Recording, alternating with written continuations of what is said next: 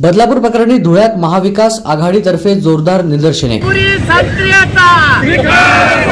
या पिचकलेल्या नागपुरी संत्र्याचा, अरे या फडतूस गृहमंत्र्याचा, अरे या फडतूस गृहमंत्र्याचा।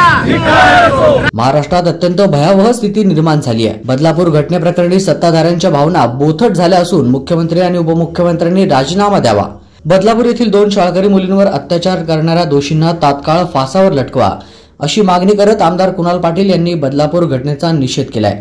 बदलापूर घटनेच्या निषेधार्थ महाविकास आघाडी आणि पुरोगामी संघटनांच्या वतीनं शनिवारी महात्मा गांधी पुतळ्याजवळ काळ्या फिती लावून निषेध आंदोलन करण्यात आले।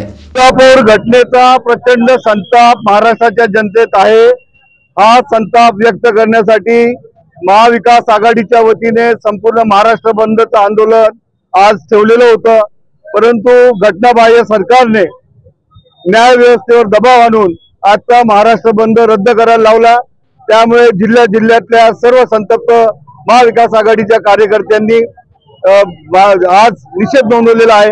धुळे जिल्ह्यामध्ये काँग्रेस पक्ष असेल, शिवसेना उद्धव बाळासाहेब ठाकरे पक्ष असेल, शरदचंद्र पवार साहेब यांचा राष्ट्रवादी काँग्रेस पक्ष असेल आणि समविचारी पक्षाच्या वतीने आम्ही सर्व नेते महिला भगिनी एकत्र येऊन आज महात्मा गांधी पुतळ्यावर आम्ही या ठिकाणी धरणे आंदोलन केलं, निषेध नोंदवला आणि या घटनाबाह्य सरकारचा या ठिकाणी निषेध व्यक्त केलेला आहे।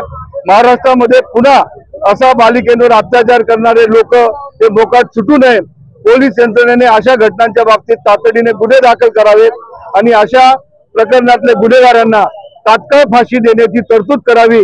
शक्ती कायद्याचं तातडीने अंमलबजावणी करावी अशी प्रमुख मागणी घेऊन आज आम्ही या ठिकाणी निदर्शनं केलेली आहे। दीप बागुल, दक्ष महाराष्ट्र 24 न्यूज, धुळे।